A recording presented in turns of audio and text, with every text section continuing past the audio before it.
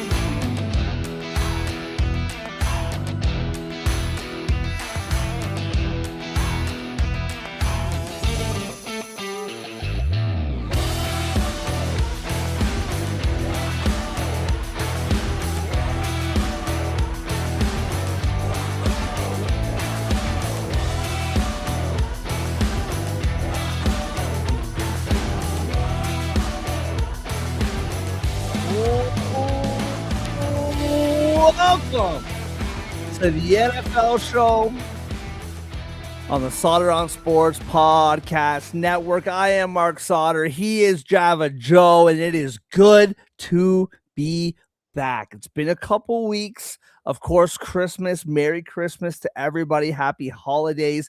Christmas is over. Holidays still rolling on, and happy New Year. We are right there, New Year's Eve, and it is good to be back. The lack of show is 100% my fault. Shocked that Joe is still putting up with me, but it is so good to see him. Merry Christmas and Happy New Year, Joe. How we feeling on a football Wednesday? Feeling really, really good. It's playoff season is upon us. Okay, We're here, man. so it's about to cook on another level. All the talking heads are like, this could be one of the best playoffs of all time. I'm ready to lock in. I don't know about you, but I'm ready to get to the real games that matter. When it's going to be good on good all across the board. And I mean, it's fun for me. I've made this comparison in the past with the NHL in the sense that the NHL is a lot of fresh blood, and you know, as far I as agree. who knows when it comes to the playoffs, but as far as like contention for the playoffs, everyone is in the mix. And when it comes to the playoffs for the NFL right now, um, last year it felt like, at least for me, I know I'm a fan, but it just felt like the Eagles were going to win if not at least be in the Super Bowl. I Mhm. just kind of felt like they're in the second round, but it just felt like the Eagles were going to be there, and it felt like the Chiefs were probably going to get like their act together and be there as well. This year, the Chiefs aren't even in it, and the Eagles, I mean, they're there. They're going to be a high seed. They're going to play at home for their first game at least. But are we confident that like are we just shooing the Eagles in as a Super Bowl representative for the NFC? No way. And so to me, it's just what's so fun about this. Drake May, Bo Nix, like Justin Herbert is there with a real coach, which is really fun. And it's just there's just so many fun storylines that, more importantly than fun, they're fresh. Like they're new. They're new storylines. Either Aaron Rodgers or Lamar Jackson won't be in the playoffs. There's so much the Aaron Darnold stuff, not Aaron, Sam Darnold. Wow, that was weird. Uh Sam Darnold, Rams could use him though. they Rams could could use him. they could use them. Another 14-3 season potentially, and but playoff Darnold, it's like there's just all these storylines. The Niners, the most unassuming, like they could be the like I again, my brain's falling off my head here, but if they win against the Seahawks, they're the number 1 seed, correct? Uh, Or am yeah, I wrong about that? I believe that's one of the scenarios. Because we're talking about the Seahawks, right? The Seahawks and the Niners. Yeah, if the Niners win, the Niners, I believe, own a tiebreak on the Rams, and I believe, by virtue of this game, they would then obviously own the tiebreak against the Seahawks. So I believe that's their path to the 1 seed. And so that kind of leads me to this, and I think this is a somewhat of an old talking point just because today is Wednesday and obviously the games happened on Sunday. And I prepared you for what I wanted to talk about. I did not prepare you for this, but I feel like you're up to the task. I am an Eagles fan, and the Cowboys are the I'm an Eagles fan, I'm a Leafs fan, I'm a Raptors fan, I'm a Blue Jays fan, and there's no team that I hate more than the Dallas Cowboys. The second Fair. is the Niners. I can't stand the team. I can't stand their fan base, and I'm just being honest. And I've been lit up on social media by Niners fans in the past, and I'm sure it'll happen again. However, Kyle Shanahan has to be coach of the year, right? Like with everything that's going Ooh. on, man. Like, yes, I understand everything. Sean Payton, I'm here for it. Mike Vrabel, I'm here for it. Um, I I'm here for all these different conversations. What Kyle Shanahan has done and the coaching staff, right? What they have done with the pieces that they have missed throughout the season, I just think it's unmatched, man. Like I love what the Seahawks have done. I love what the Rams have done. Although the Rams I think were somewhat expected to be here. I love what the Broncos have done. The Patriots have done. I love it all. But let's be real, man. Like Shanahan's been dealing with a skeleton crew all season long. Mac Jones has started half the season. Like the only guy, funny enough, the only guy that hasn't been hurt is McCaffrey, which knock on wood for that one. But He did actually get nicked up last week, so he did. we're gonna have to really He knock did. on it. Yeah, we're gonna have to really knock on it. But in my mind, as much as I hate to give the Niners any credit, even if it is deserved, I cannot imagine a better deserving coach than Kyle Shanahan right now. What I will say is, of the teams that were expected to be in the mix, I would take Kyle Shanahan over all of them. But there's one coach really close, near close to me in the 904, who was completely not expected to be here. And they Great can point. close Yeah, the great number point. one seed in the AFC in the Jacksonville Jaguars. That's a Like, great this is a point. team who was the complete opposite record at this point last year, and they could finish with 13. Like, how insane is that? Yeah, that's a great point. How insane is that? So for me, if you're looking at like the two leaders in the clubhouse, for me, I'm looking at Kyle Shanahan and I'm looking at Liam Cohen. Just because you got one team that was completely not expected to be here, mind you, has not had his second pick in the draft last year for majority of the season in Travis Hunter, and they're still doing what they're doing. Um, Making moves midseason, like getting Jacoby Myers, which has stabilized that wide receiver room. Um, you got a fourth round pick in Bashal Tutin, who's giving them meaningful minutes as a running back in tandem with Travis Etienne. Like, they're making top to bottom defense and offense. I mean, they're cooking at the right time of year. What do we always say is that you want to be playing your best football at this time of year. I think the Yeah. Jaguars are doing that. So like if you want to do NFC, AFC, I got Kyle Shanahan in the NFC, and I got Liam Cohen in the AFC for sure. Yeah, and you know what, man? It's I'm glad that you brought that up because number one, I forgot about them as I tend to do, and number two, I gotta eat crow on it, man. Like, does this season mean that I have officially bought into Trevor Lawrence? No, it does not. However, because like for me, man, one season's one season. Everyone can have a magical season. Not everyone, but you know what I mean? Like it Yeah. doesn't, it's not, changing my overall outlook. Yeah, However, we'll really know on Daniel Jones the next season he's fully healthy. right, If he's, right. this season was great, but is it really him, or is it, hey, contract year? So I get what you're saying with that. Well, and they now. I'm sure they're ready to bring him back for another season. But Imagine if all joking aside, I you know what Trevor Lawrence.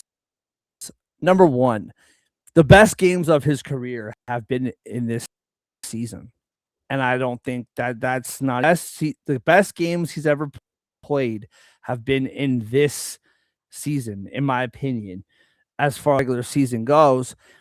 And he is working with what is presented in front of him, whether it's the offense, how the different like um routes play out, how the defense lines up. He's playing with what's in front of him. And I just think Yeah, I'm really impressed, man. I'm really impressed. And um I have been negative on this guy for years.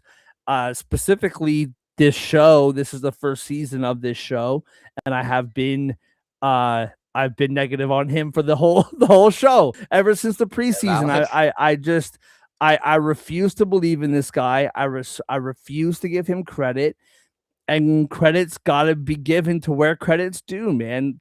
Trevor Lawrence has stepped in to what he was supposed to be, and what does that mean for the rest of his career?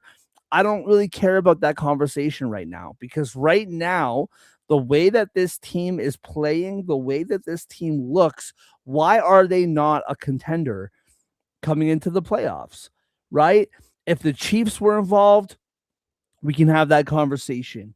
If, Baltimore, although Baltimore in the playoffs, like we all know that story. Obviously, Buffalo's going to be there. Josh Allen's going to have something to say about it.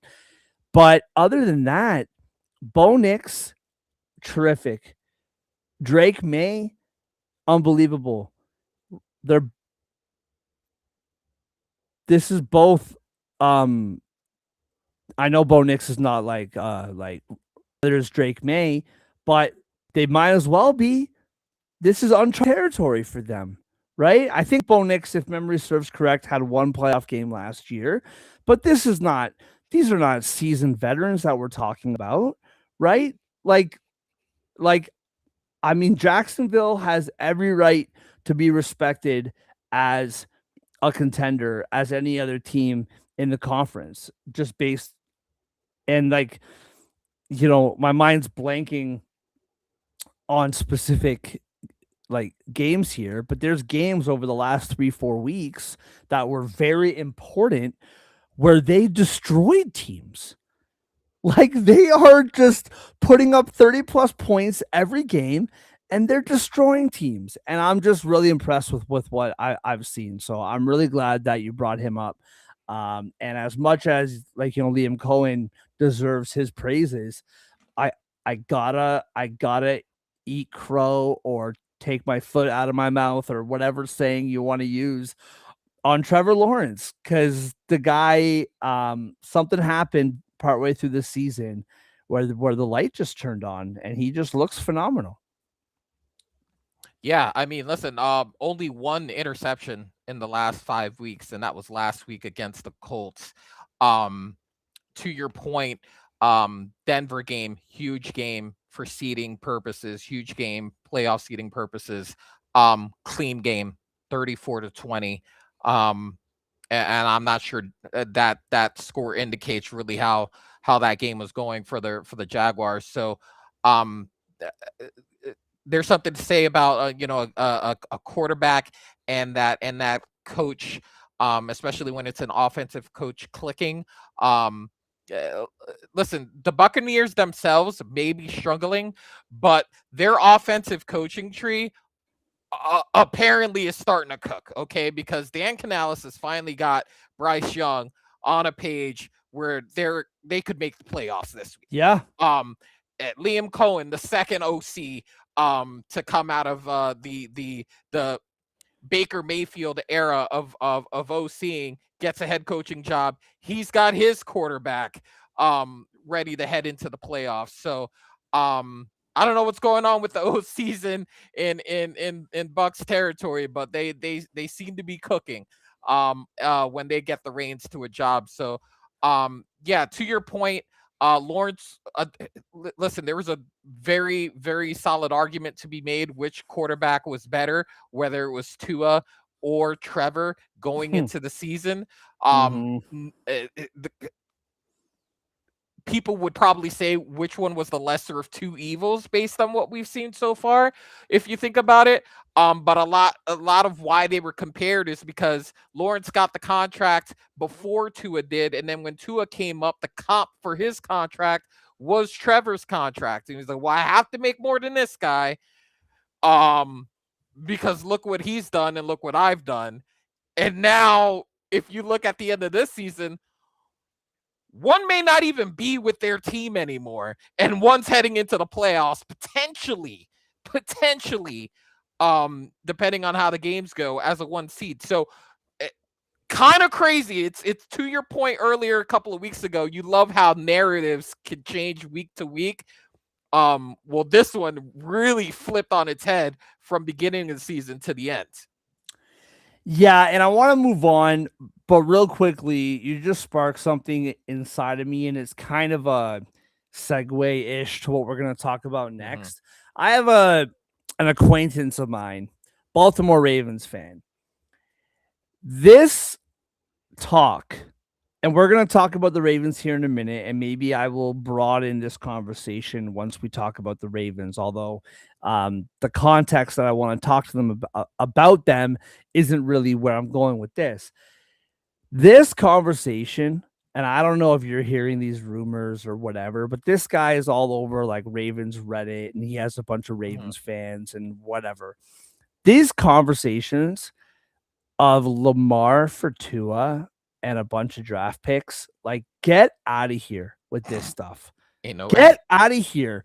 These Ravens fans who are just like, Lamar's done, Lamar's washed, Lamar is this. Let's just trade him, get rid of him. All we need is a quarterback and we're fine. Blah, blah, blah, blah, blah. Listen, first of all, trading Lamar for Tua is the stupidest thing that I have ever heard. And if they do it and they win, I am willing to be wrong about that. I'm Yeah. willing to put my I'll name out die. there. I'll die on that You know what hill I'm and saying? be wrong after the fact. I am 100%. fine. I'm Yeah, I'm with fine with you. that. And I think a million people would agree with me on that. The 100%. second thing is, and this is again, I don't really want to go down this road with the Ravens, but since I'm here, I'll just say it. I understand the frustration with Lamar. Okay. I do.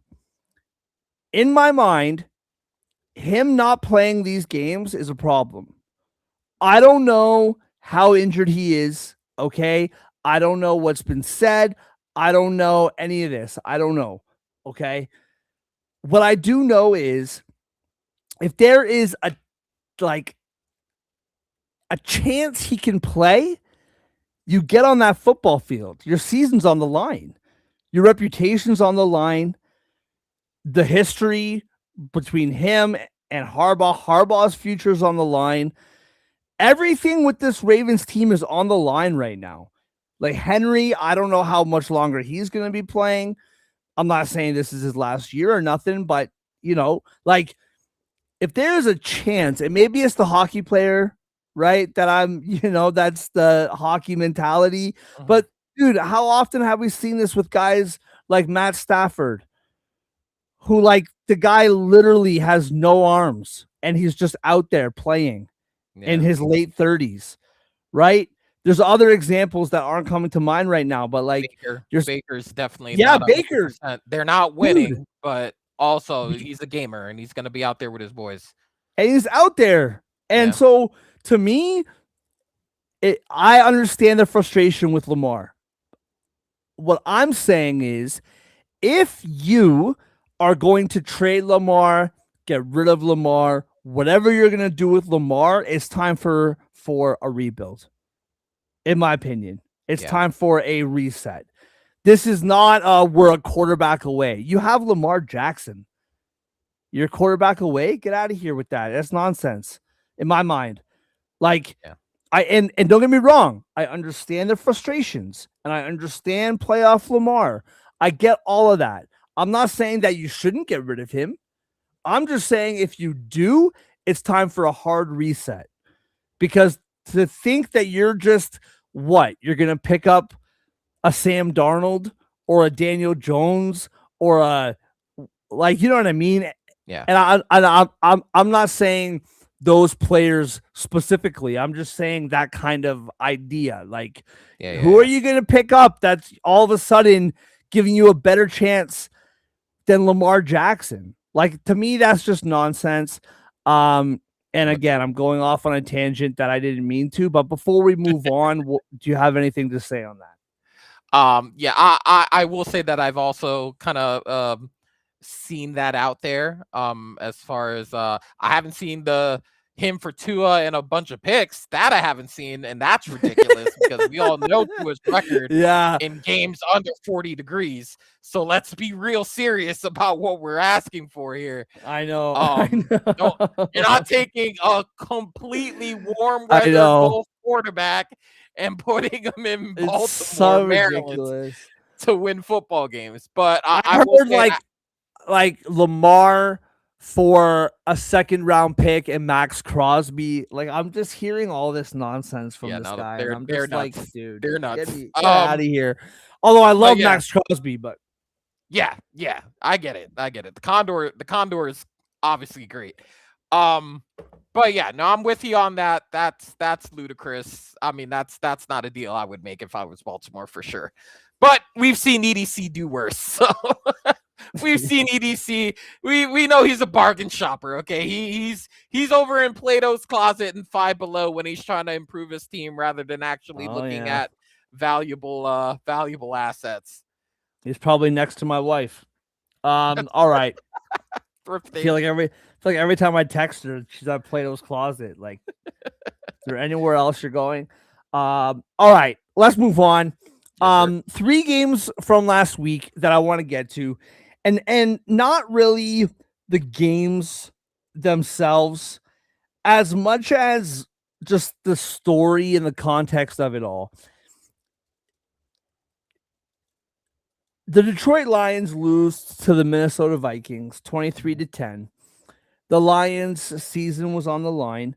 Um it was going to be it wasn't impossible. They had to win out and they needed help from other teams as well if memory serves correct. I could be wrong about that, but I'm pretty sure that was the case. Um you had the Ravens who beat the Packers 41-24 without Lamar.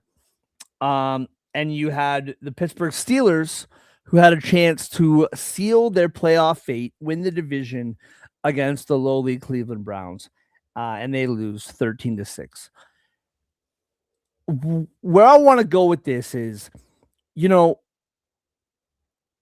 for Baltimore, your season's on the line, must win, especially thinking that tomorrow, because that was a Saturday night, tomorrow, Pittsburgh is probably going to beat Cleveland. And, so maybe it was all for naught. Maybe it didn't matter, right? But we at least got to win and give ourselves a chance if Cleveland can pull it off. I know Jordan Love didn't play, but Lamar Jackson didn't play either. And that Baltimore team, King Henry, he's been fine this season. He's had some incredible games, but he's been fine. The guy took over. That offense was incredible. The defense did what they had to do. And they got the job done. And they did it emphatically. Like they got the job done and then some.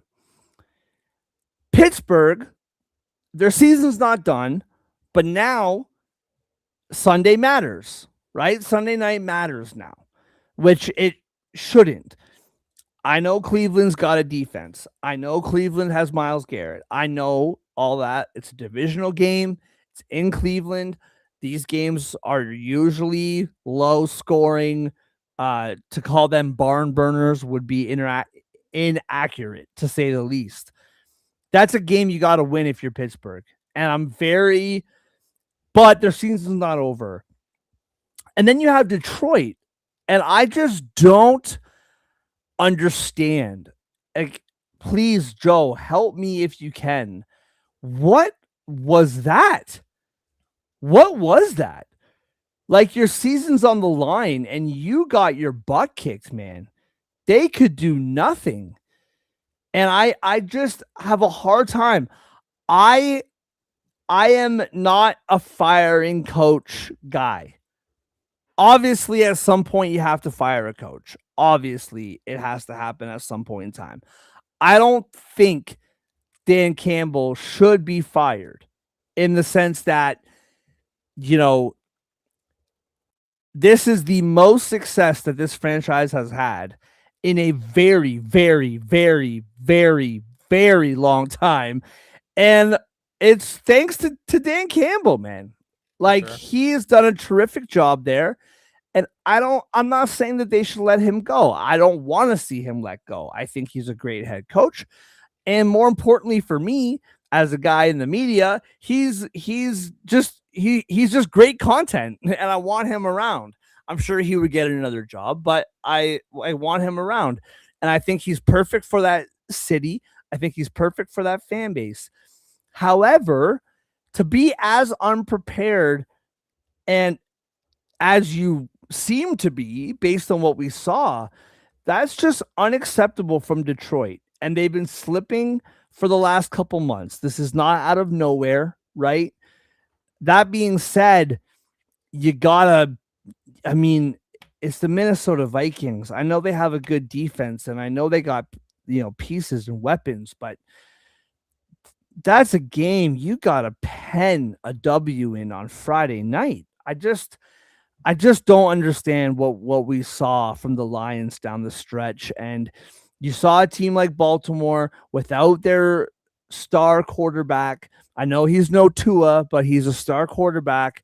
Without him, go out and take care of business against a very good defense, even without Parsons. That's still a very good defense. And they took care of business. And what we saw from the Lions, I just can't wrap my head around it. Yeah. What's crazy about this is depending on how the games end up this weekend, there's a chance Detroit could finish last in the NFC North. That Yeah. is a very, very real Yeah. thing that can happen. Um, which is kind of crazy when you look at the offensive numbers for this team. You're thinking, how is this possible? Fifth in passing, um, top few in rushing, third in points for. But I think what we saw as far as the Lions are concerned is we saw the difference in depth that they had this season versus last season. I don't think their depth was as good this season. Um, that offensive line surely was not as good as it was last season. There are two games that I can just picture in my head where I did not think that Jared Goff could look any worse. One was that Eagles game, and one was Yep. last week against that Brian Flores defense. He looked completely confused in both of those games, um, throwing interceptions left and right. And honestly, you could point at those two games as not the singular reason, but I mean that's the difference between 8-8 and 10-6, and potentially um closing a road to the playoffs um this weekend. Um they're not done. They're not cooked. Um but you could feel the weight of what happened this season just by reading the comments that Dan Campbell made about how this feels like rock bottom for them. Um so for me, not surprising for me as far as last week's game when I remember that Eagles game and how bad Jared Goff looked there. I think he had like somewhere around 5 turnovers this weekend against that Flores defense. I think he had like 3 fumbles, 2 picks, did not look comfortable in the pocket at all. Was hit quite a lot in that game, and they had to throw because the running game was not successful. I mean, for them to shut down a guy like Jameer Gibbs in the running game is pretty crazy. I don't love the amount of carries that Montgomery has been given over the last month Yeah. and a half. I feel like there hasn't been enough of that thunder and lightning situation that I was accustomed to seeing. And I don't know if that's just Gibbs is just that good, like because when I watch Atlanta and how they divvy it up between Bijan Robinson and Tyler Alligator, I'm thinking I feel like Alligator gets his fair share, but at the same time, they do prioritize Bijan. Whereas here, they over prioritize Jameer, and I don't feel like they have enough of that bang bang in between the tackles. And again, that could be the fact that they got Tate Ratledge over there at right guard, and he's not up to snuff to part of the reason why they wanted to try to get Frank Ragnow to come out of retirement to kind of solidify the interior of that offensive line. Maybe they recognized a weakness there that, if they could get shored up by the home stretch of the season, maybe they can salvage it. But yeah, I just think there was just too many injuries in the defensive secondary to where they were in too many shootouts. Um, if you look at the games that they were close in recently against the Rams, they put up 34. Against the Steelers, they put up 24. Um, but they also gave up 41 against the Rams and 29 against the Steelers, and that was a game DK Metcalf was really prominent in before he got himself suspended for the rest of the season. Um, but that's what I'm talking about. Like they were decimated in that secondary position. And I think the difference between this year and last year is I think they had a little bit more depth last year to where they were able to keep that train going, to have a high win total. And they also had a better offensive line. So I think with less depth, a less complete team this year where they had to kind of lean on the offense a little bit more, you can see what that does to a team. It is the difference apparently of 6 games, because I think that's the difference in between how many wins they had last year and this. Yeah, and I mean, listen, quick side note, that this press tour that fan is going on, that's the kind of stuff that makes me sick. Like, Yeah. dude, Like, get out of here with that. You think like this? I'm not condoning what Metcalf did. Obviously, you're a Right. professional. Get yourself together. Would you think he was unprovoked?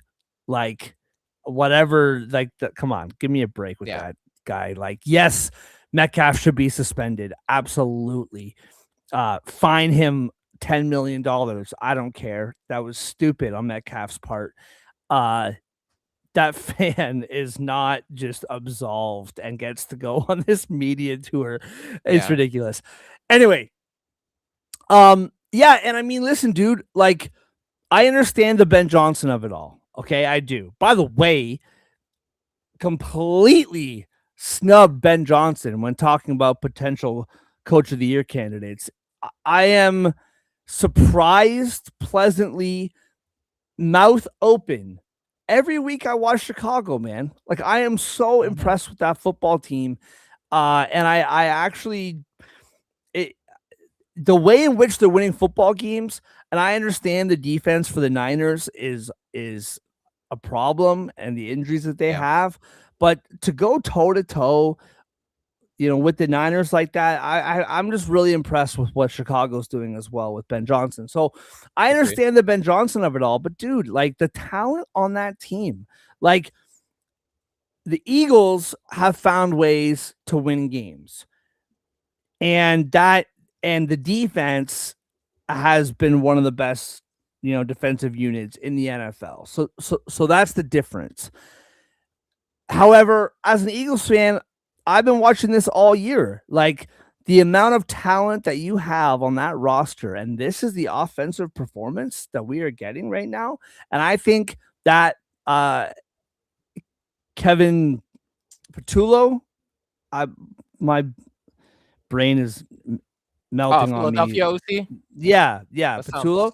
Um, I think he's done a really bad job. So that's fair. The amount of talent that the Lions have on offense, like Jameson Williams, dude, I know this not because I'm a football savant, but because I have Jameson Williams on fantasy. He was one of my keeper picks. I kept him on my roster moving into this season, and are weeks where he gets 25 points, and there are weeks where he gets Yeah. zero fantasy points. Um, so I don't know. There's a lot that can be said about that. I just in listen, man, like this is the NFL. Like if you lose against the Vikings, it's disappointing. Um, it's heartbreaking in a lot of ways. Um, but it's it's the NFL. Sometimes you lose against lesser opponents. Um, they got their butts kicked, and I just can't. It's just hard to wrap my head around it. All right. True. I get it. Um, all right, moving on. Before we get to our picks, we're going to do 4 games this week. It is week 18, so we're going to narrow it down to 4 games. Before we do, we had a conversation pre-show about Black Monday coming up very shortly. And you got a lot of thoughts on it. I will share some thoughts on it as well.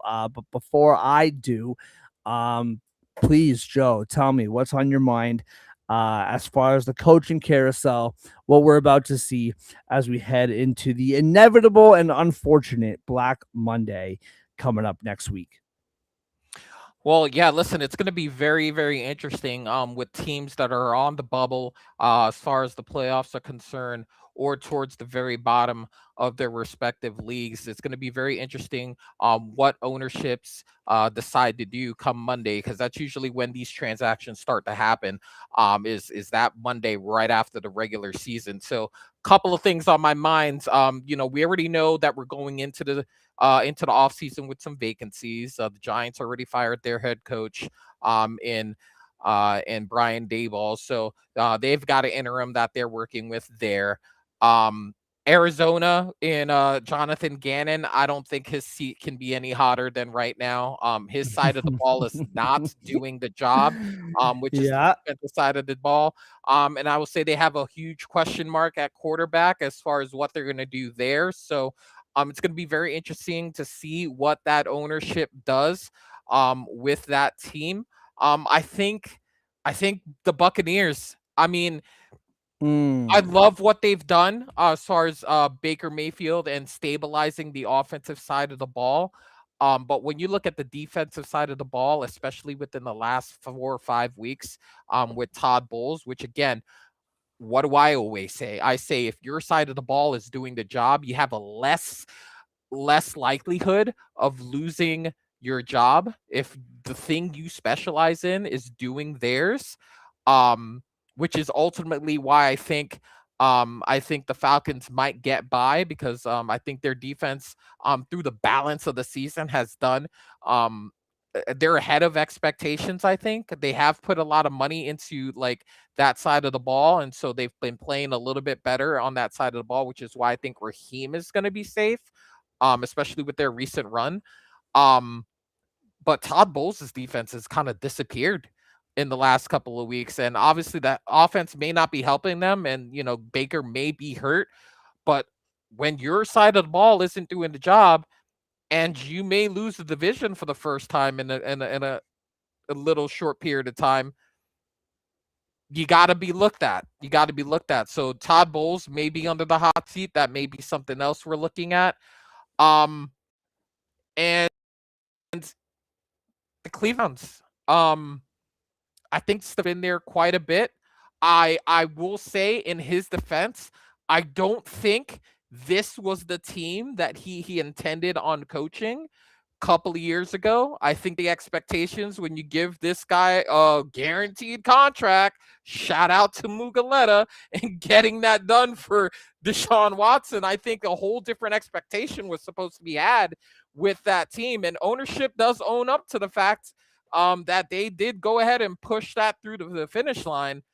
But at the end of the day, you're judged by your wins and losses.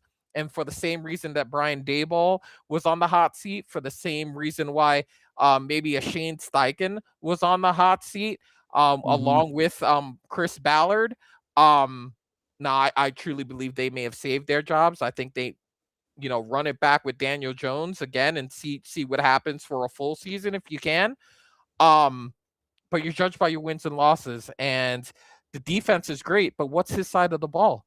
The offense.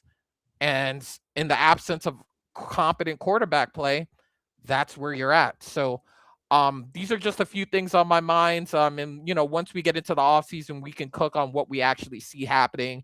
You could talk about Zach Taylor and the Bengals. You could talk about Mike McDaniel and the Dolphins. But those are things just popping in my head where it's like, New York Jets, they could be one and done with Aaron Glenn with the way that they've played the last couple of weeks. I think he almost saved his job with the run they went on a little bit where they ran a couple in a row. Um, but last week was rock bottom to me for the Jets. And I don't care if Brady Cook's the quarterback. I don't care if you got a guy off the practice squad playing quarterback. You cannot lose to that level against that team and expect not to be looked at sideways. That's just me. I don't know about you, but you know who they were playing last week, and you cannot lose to a division rival in that magnitude right after losing 29-6 to the Saints, who aren't any better than you are. I just can't do it. So those are the couple of things that are on my mind, and we'll get to dive into further once Black Friday comes around.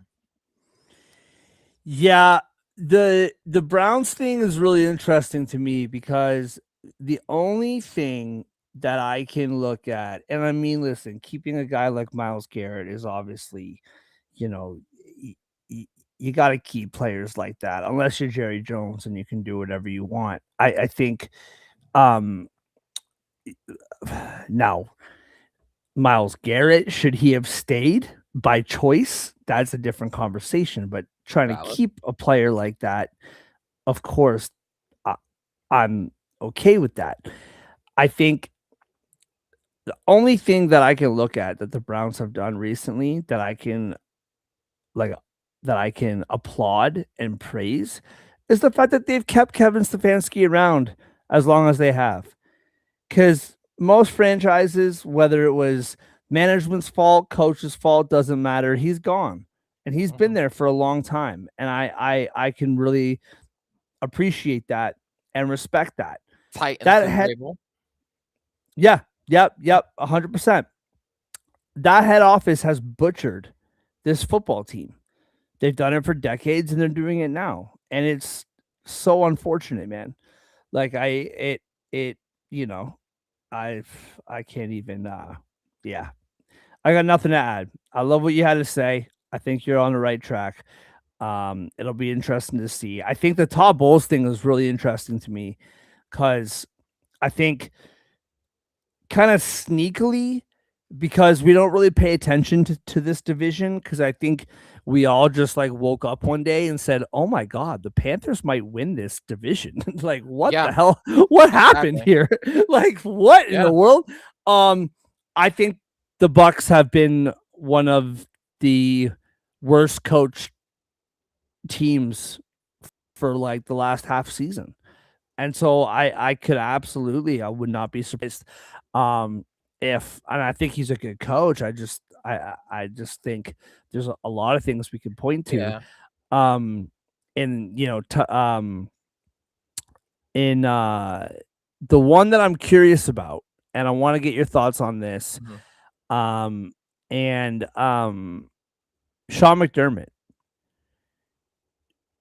do you feel a certain way because I think the Bills, and we've seen this in other sports, most recently with the Knicks with Tom Thibodeau. Um, Mm. Good just comp. as recently, again to go back to the NHL, the Dallas Stars firing Pete DeBoer, 3 straight Western Conference Finals. You lose them all, um, and you lost the last one in very dramatic fashion if you're the coach. You He gets fired. Um, we've seen this now, with the Maple Leaf, Shelton Keefe, now not quite the same situation, but actually maybe more comparable to the Buffalo Bills situation. But anyway, I won't get in the weeds on that. Do you think, because I don't know what the answer is here, do you think if the Buffalo Bills do not go on a deep run or maybe even get to the Super Bowl, do you think Sean McDermott? Because the thing for me is, number one, I just think that you have had Josh Allen and you've had a good team, not a great roster, but a good team. And there are many times that you should have made it at least to the conference championship and maybe even the Super Bowl. And I know that you're running into Pat Mahomes every year. And I know, it was Joe Burrow, a couple seasons ago. And I know. Sorry. like, like like this season, this season, and we're going to talk about this in the next coming weeks. Who's the guy now? Like, Pat Mahomes isn't there. I think that any team, if we're being honest, I think any team can beat the Bills right now. And I also think that Josh Allen can beat any team. However, if you notice what I just did there, Both is true. I think Both is true. any Both can team be can true. any team can beat the Yeah. Bills. Any team can beat the Bills, and Josh Allen can beat any team. The Bills can't beat Josh Allen alone, can by himself beat any team. And that's not good, man. Like, Josh Allen literally has to be a superhero for 4 straight games for the Bills to win a Super Bowl. And I'm just curious, is that enough to put Sean McDermott on the hot seat as well? Here's the thing with that, right? And I think they bought themselves a little grace by pulling out that victory against the Patriots. the second time around. I think he would be on a bigger hot seat if they got swept by the Pats, because then Interesting.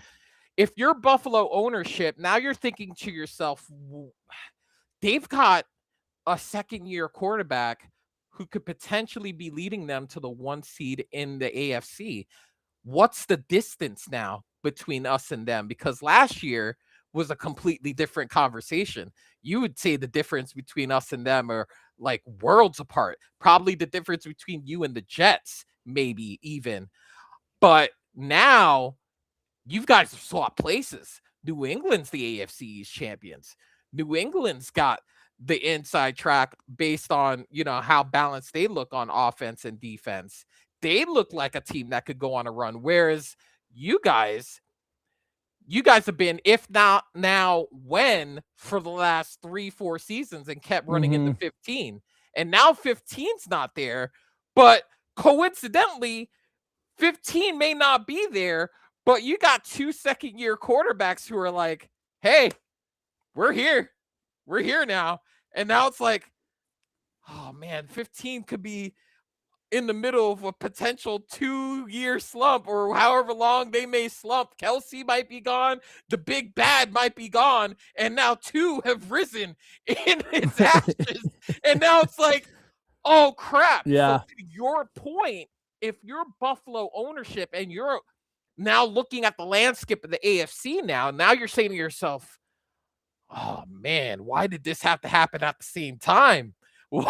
Why could the Chiefs hiatus could just happen alone and we can just, be the, ascend to the throne? Why couldn't that happen? Now you got to wonder, how far away are you guys from them up there? And if the question is you're far enough where you think you need to make a change, I wouldn't be mad at it, but who else is out there? That's Who the else is out there question. that you're going to get? You know what I'm saying? They're Super Bowl winning or playoff caliber coaches don't just grow on trees. Bill You know what I mean? Belichick. Bill Belichick. Imagine he trades shades of blue. There's no way. That's the real question is who do you get? And I understand it. Listen, man. And if I'm Terry Pagula and like, once again, I'm sorry to keep bringing up the NHL here. And if this is who I think it is, here it is. Brady, smack my head. Why is it always NFL and no NHL? Catches you right about you make an NHL comp. Always. Happy New Year. Can you please do NHL shows more frequently? Yes, I can. I'm not going to get into the weeds with it. It's none of your business, although I do love you, Brady, and I appreciate you joining. This month has been a lot for my family and I. And once the new year hits, I will be getting back to weekly NHL shows. So it will happen. Brady, thank you for your patience. I may visit if asked. Pardon me? I said I may visit if asked. Absolutely, man. I hope you do. Your Rangers are very curious. Lots to talk about. But yeah, I got a lot planned, Brady, for the NHL show. Going to be bringing on a lot of writers from the Hockey Writers, the website that I write for.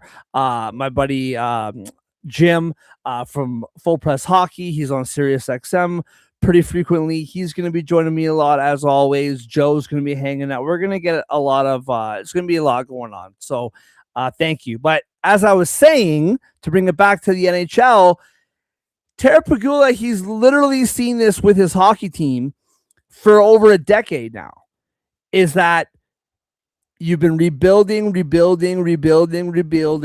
and the teams that started rebuilding after you have now passed you and are in the playoffs. Not that the Bills have been rebuilding, but the Bills have been there, right? The Brady era is over. You have been there. Tua has been a disaster. And now you have watched teams that started already on the cusp of a Super Bowl. They have now passed you. Make no mistake, man. The Patriots, whether the Bills further than the Patriots or not, as far as the future goes, the Patriots have passed the Bills. The future is brighter for the Pats than it is for the Bills right now. That's a fact. Same with the Broncos, right? I just I would say same with Joe Burrow, but the Bengals, who the heck knows what's going on over there? So yeah, man, it's just a thought. Like I'm completely with you. Who do they replace McDermott with?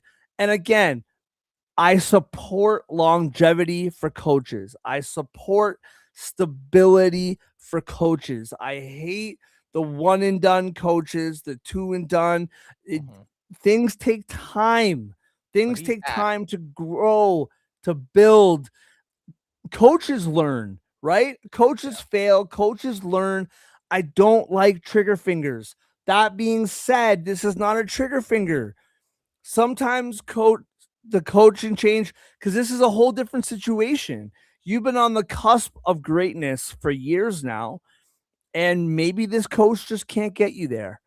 And to bring it back to the NHL, right? Pete DeBoer, he's been to one Stanley Cup final. He didn't win. Other than that, he's been to like 7 conference finals and just can't get over that hump. And Yep. that might be what we're looking at with Sean McDermott. All right, Brady. Was that enough Also, hockey talk for you? to tie that into place, also listen, Andy Reid in Philly, right? Was there Yeah. forever. Uh, Got to the mountaintop, couldn't finish the deal, and never went back. Never went back to the big game. And then he goes to the Chiefs, and he's there on a regular basis. So yeah. sometimes a move can be great for both teams because your team have won 2 Yeah. since he's left. So Yeah. right, it could 100%. sometimes it's good for both teams. 100%. And you bring in a guy talking about flowers and they like never lose. It's super weird. But anyway, and Brady, by the way, brother, you know I'm just bugging you. I always appreciate you joining, man. Go Canada, go, brother. Taking on Finland to win to win the group tonight. Can't wait. USA currently losing to Sweden, but I do think it's going to be um, a Canada US final. Although, if Canada does, or if the US does lose today, then we'll see how the seeding kind of shakes out. But go Canada, go in the World Junior Championships. All right, let's finish off the show. 4 games to get to before we do, reminding everybody this show is brought to you by First Round Collectibles. Promo code sports10 for up to 10% off 10% off regular priced cards and up to 60% off with a ongoing sale on sales items. Firstroundcollectibles.com, promo code sports10 for 10% off regular priced items and up to 60% off sales priced items. Firstroundcollectibles.com, promo code sports10. And Total Apex Sports, Total Apex Media, always appreciate them having us on board. All right, let's get to it. The Carolina Panthers. This is the fun thing, man, is 3 of these games that we're going to talk to. Now, there is divisional stuff. We're going to talk about the Chargers and Denver as well. But Carolina, Tampa Bay, Seattle, that's legitimately for a playoff spot. Baltimore, Pittsburgh, playoff spot. Seattle, San Fran, dude, I love this, man.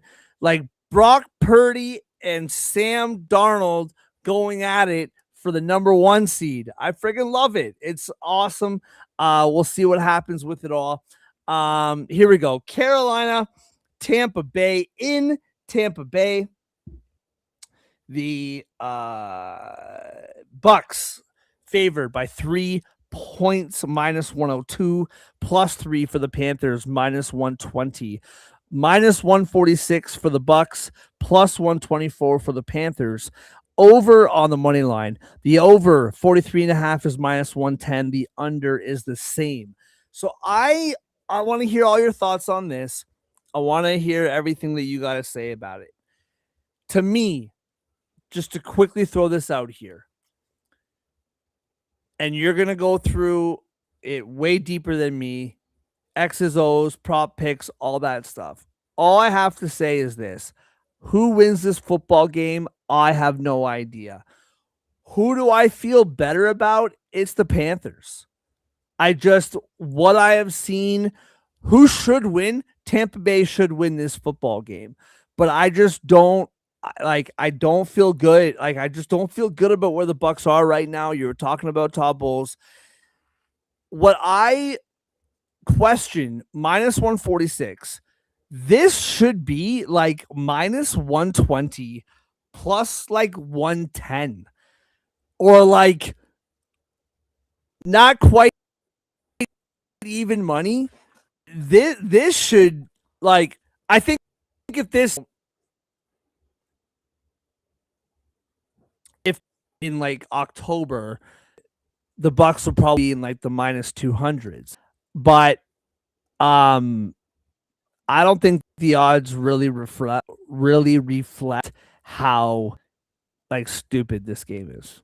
Cause like I don't know, man. What do you got for this? I don't -146 for the Bucks. I don't condone, you know, putting hard money on bets simply because of the value. But I think this is too much value for the Panthers, and I'm thinking about it. I listen. The craziest part of this game is that Tampa Bay could win and still not get in. Tampa Bay, there is an avenue that Tampa Bay wins this game and Carolina still wins the division if the Falcons win their game this week. So that in itself, which is bizarre. Yeah, that's bananas. kind of wild. It's kind of wild to me. So here's the thing. Point blank, Carolina could have made this a whole lot easier on themselves if they would have just simply beat the Saints at least once this season. How you lose to the Saints both times that you play them is kind of insane. It's kind of insane. But no knock on the Saints because they're on a 4-game win streak right now. Kudos to them. Kellen Moore, their quarterback, Tyler Shugg, looked like he could be their guy. He's definitely making a case for it, so kudos to him. Maybe they can nab Jameis Winston and send them back to the Bayou, and he can help caretake their quarterback down there because I know they love him down there. That being said, my lean here is Carolina. I just trust them more. I trust them more as a football team. You can say what you want about the up and down year that the Bryce Young has had. I've seen more good than bad from him this year, which I couldn't say last year. It was really mainly kind of like the second quarter or like the third or fourth quarter of last year that you were just like, oh, okay, maybe he has enough to keep the job throughout last year. And this year has easily been his more consistent season. So with that being said, I think for there to be meaningful change with the Buccaneers, I kind of need them to lose this game. I kind of need to see them as 7-10 and have them take a hard look at themselves and see what they want to do at the head coaching position with that defense, because that defense has underperformed. And most recently the offense has underperformed, but I have more faith in their offense than I do their defense. So give me Carolina to win this game. Give me Bryce Young to experience postseason football. But ultimately, even if the Bucks win the game, I still think Atlanta wins theirs, so they're not going to the postseason anyway. Yeah, 100%. And I want to see it too, man. I want to see Carolina. Not to make this sad or heavy or whatever, but we lost a good friend earlier in the year who was the biggest Panthers fan that I know, and it would be really shout out cool. to E-Rock. It would be really cool to see them do well, and we know he's got his stupid flag that just hangs behind his head and just so obnoxious. It's hanging around him somewhere. And so we would love to see the Panthers do it. All right, moving on. I'm sorry. Did my head fall off? Did you give a prop in this game? I'm sorry. I'm actually staying away from the props. Just Gotcha. for the simple Okay. fact, I don't know. You Week should. 18 are I can't super disagree hard. with this. Yeah, Yeah. they're super hard to predict because if a team gets up super early, they're going to rush to bench anybody that could be important for their next week playoff game. So I'm very hesitant. I very rarely do I play props in week 18. All right. Moving on. Seattle, San Francisco. Seattle is in San Fran, -1.5. The Seahawks are favored. Again, host of the show should know this. Uh, Brock Purdy is playing 1000%. Yeah, he's 1000%. playing. So -1.5 is -108 for the Seahawks in San Fran. +1.5 for the Niners is -112. -118 for the Seahawks on the money line. +100 for the Niners. Total is 48.5. -102 for the over. Under is -120.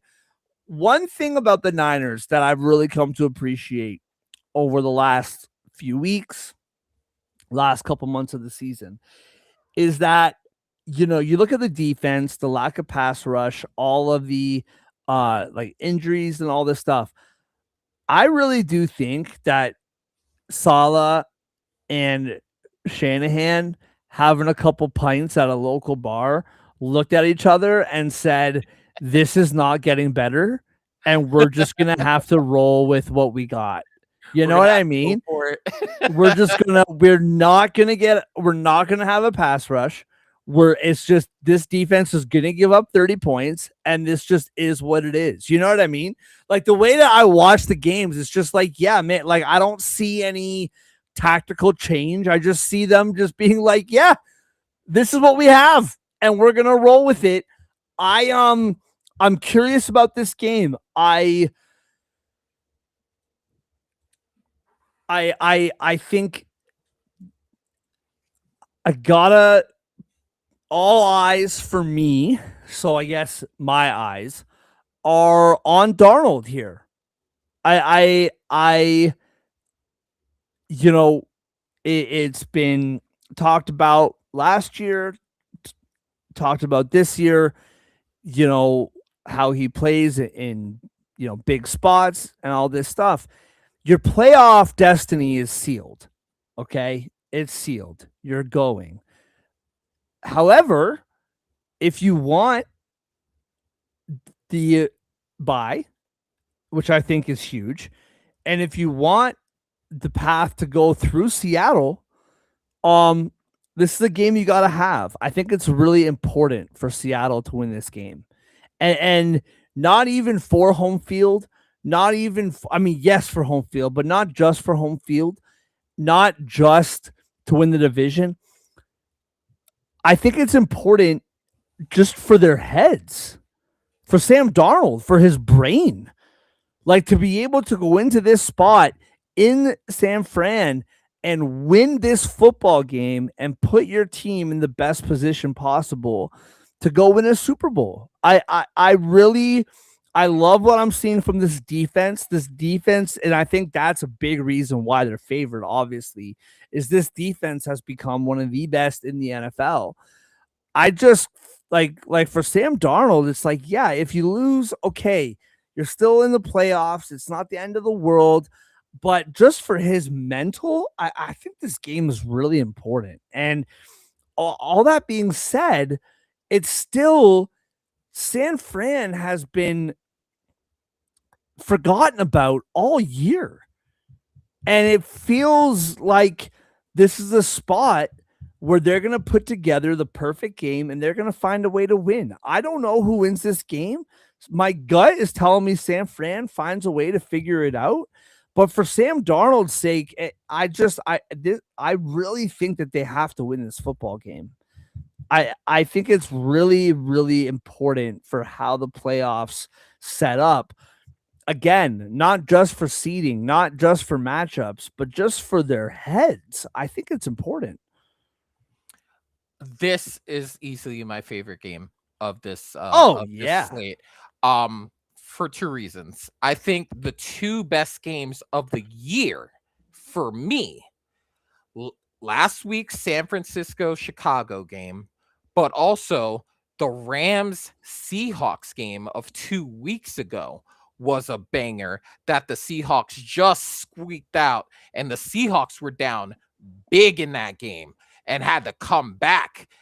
And ballsy game by the Seahawks in that game, the steal one from the Rams. So for me, when you say it's important for their head, um I think that's the game that got the head right for Sam. I think that was the game against the Rams, that got him feeling he can win any game he sets out there, regardless of the situation.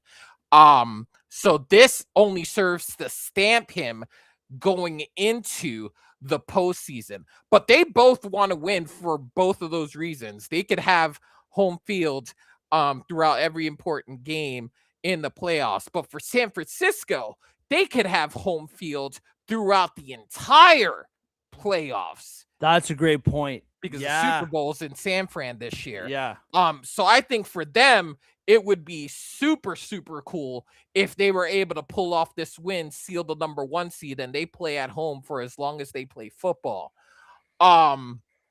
But I got to go with the Seahawks here, and I'll tell you why. The Seahawks, for me, that game against the Rams stamped to me that if they have to get into a shootout, they will outscore the other team. I think they have the best. I think they have the most complete team as far as offense, defense, and special teams. Myers can kick the hell out of the football, okay, especially with the weird wins in Seattle. I think he's going to be the better kicker of the two teams. Rashid Shaheed in the return game, huge problem for the 49ers having to cover him. And I think the confidence that Sam Darnold built in that Rams game to bring his team back and get them that victory gives him enough confidence to go into San Fran and go 8-1 on the road. Okay, they're 7-1 on the road this year. They are road warriors. They are not afraid of this moment. They're not going to shrink to the magnitude of this game, which is why I have the Seahawks winning.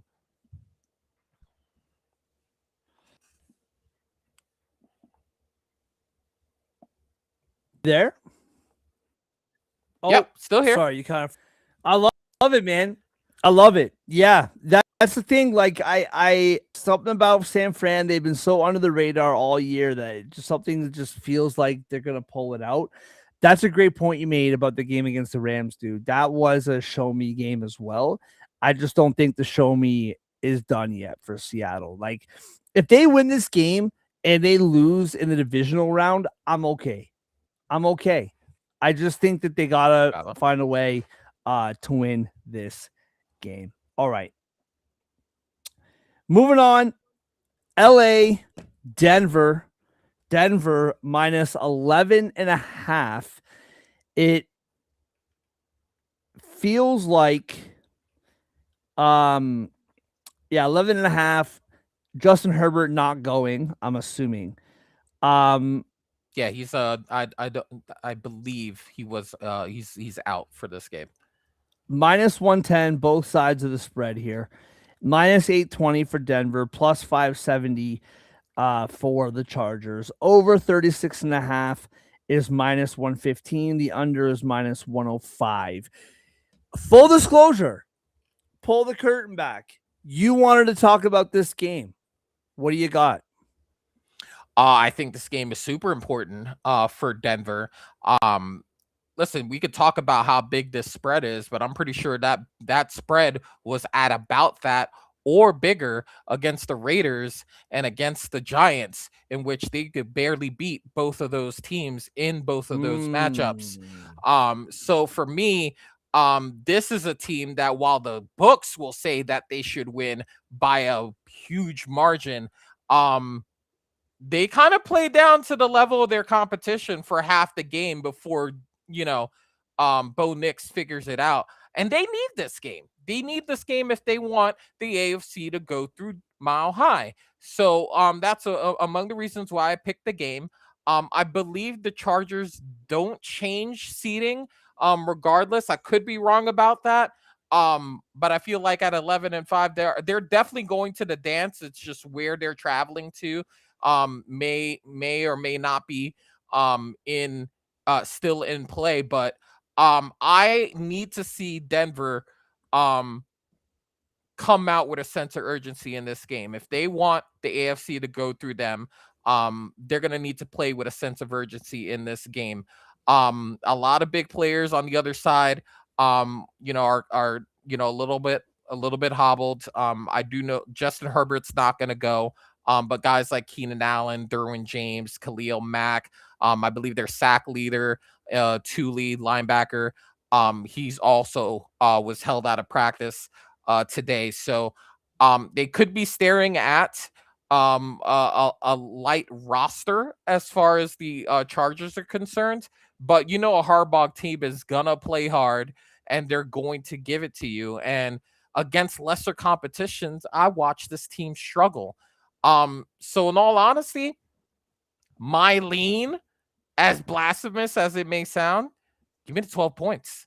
I don't Yeah, think I'm they've with won you. by margin against lesser talent all season. So give me the 12 points. I think 12 points is a little too rich for me. Especially when you got a guy like Trey Lance, who's everybody with a brainstem has forgotten all about him. Probably are just now finding out he's on the team, unless you're a lifer in the sports world.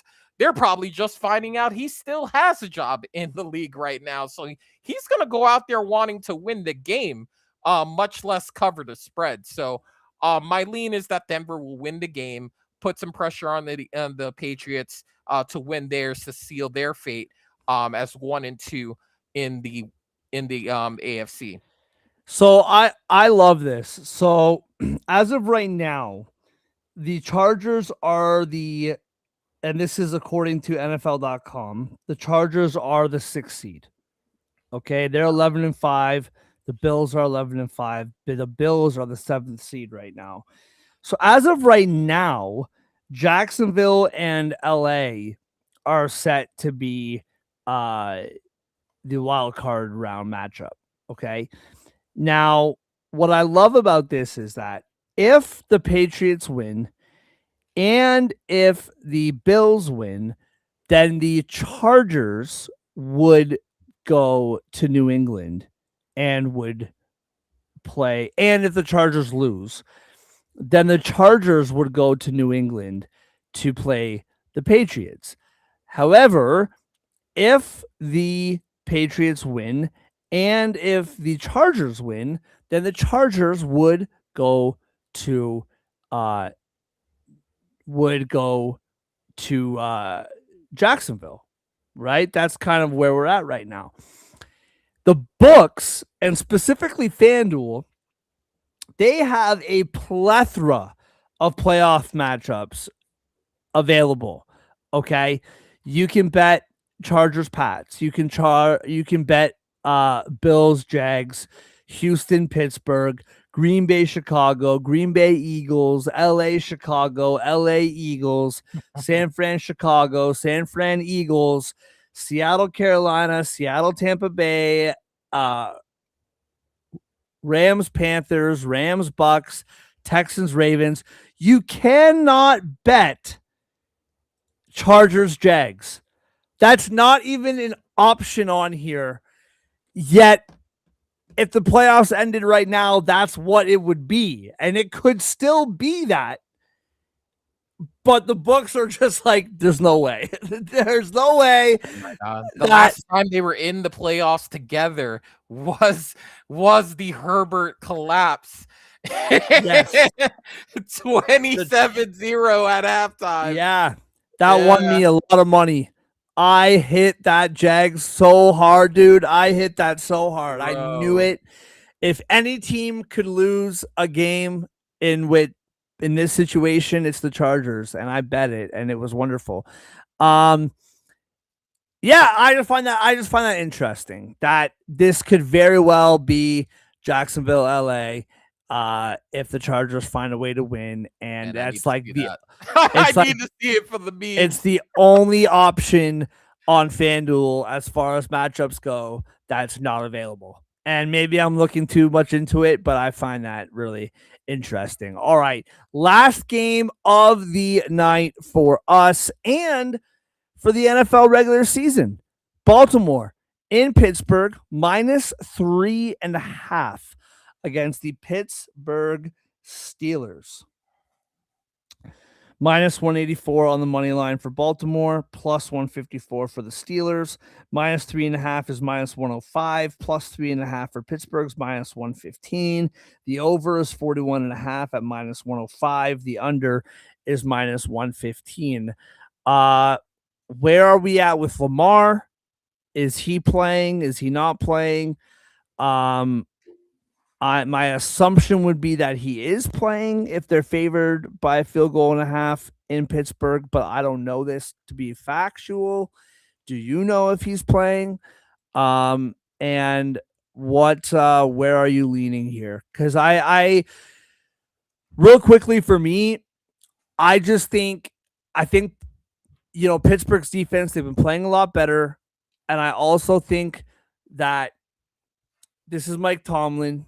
This is Mhm. Aaron Rodgers. I know that Baltimore's defense has been playing much, much better than they were at the start of the season. I just don't see a game in which they lay an egg because of what we saw against the Browns. I just say what you want about Rodgers. I know, Tomlin's future is talked about every week. There's few professionals in this game like Tomlin and Rodgers. Despite I know Rodgers might not act professionally off the field. But to me, I just don't see a situation where this team lays an egg. And I'm taking the +3.5. I don't care who's starting quarterback for Baltimore. Um, I'm taking the +3.5 here.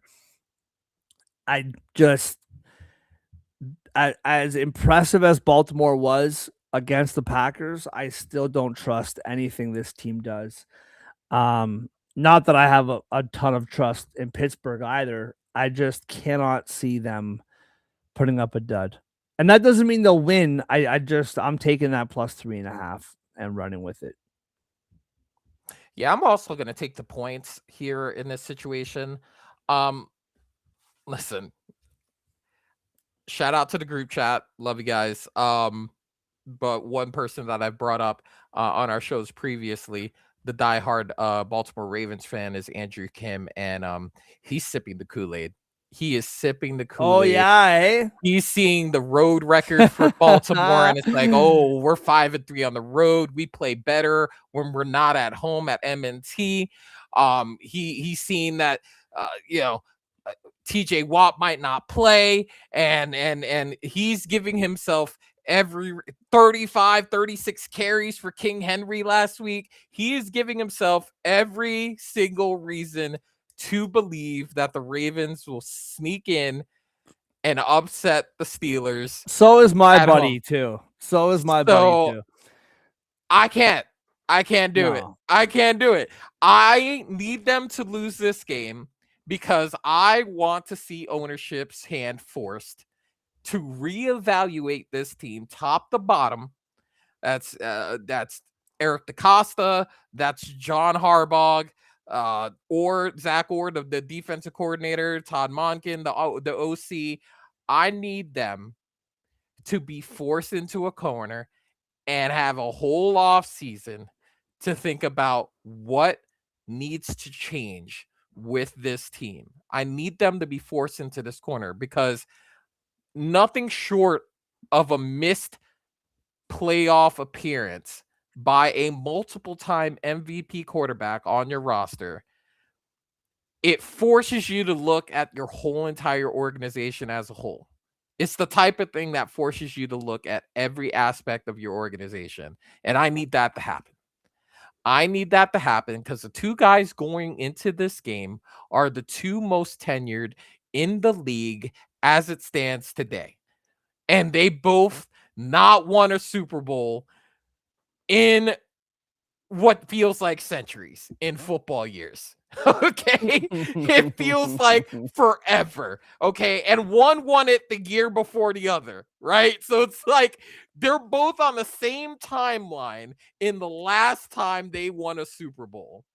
Okay, so I just need this to happen because I'm super curious as to what Baltimore ownership's gonna do when they find out that they're sitting out the whole postseason. I need to see it. So give me the Steelers and the points. That's my lean. They're at home. They're gonna play Renegade whenever they want to play Renegade. And I think that everyone telling Aaron Rodgers that he can't do something, the fact that he doesn't have DK Metcalf in this game, the fact that he has all these wide receivers that are mid to less than mid on the squad, the fact that he has 2 running backs that they decide to show up when they feel like showing up. I Yeah. think all of that noise just fuels an Aaron Rodgers victory. It just fuels it. Like he has to go out. If he's gonna leave this game, he wants one more shot at the brass ring, even if we all know he's gonna lose that hosted playoff game that they host next week. Yeah, I'm right there with you. I love it. And you know what? Let me tell you this. I am not connected. Okay. This is all opinion. I have not listened to anything regarding this. I this is sheerly my opinion. I would be if they make it into the playoffs, Baltimore now. If they make it, I would be shocked if they do anything. I would. I think to your point, we're edging into Mike Tomlin territory with Baltimore now, where you just keep the guys you know, you're gonna get close to or in the playoffs. And I think it's a mistake or should strip it down. That's a conversation for another day. But I am right there with you. All right, everybody. Thank you so much for hanging out with us. I know it's been a couple weeks, and considering the fact that we have been AWOL, more specifically, I've been AWOL, appreciate the numbers, appreciate everybody watching. Total Apex, Solder on Sports, both. Really do appreciate it very, very much. We will be back next week, and by next week, we will know everything. We will know the playoff matchups. We will be breaking down every playoff matchup. I'm sure we'll talk a little bit about week 18, but most of it will be looking ahead to the playoffs, which will be included our Super Bowl picks. So get that ready, Joe. We're going to go all the way to the Super Bowl, break it down. And everybody, thank you so much for hanging out with us again on Total Apex Media and on the SOS Podcast Network. Once again, show's brought to you by First Round Collectibles, promo code SPORTS10 for 10% off your order and up to 60% off on sales items, and Total Apex Sports and Total Apex Media. Once again, lots of hockey content coming out. The Olympic rosters are being revealed one by one. We'll talk about that. Playoffs for football next week. Until then, we will see you next time.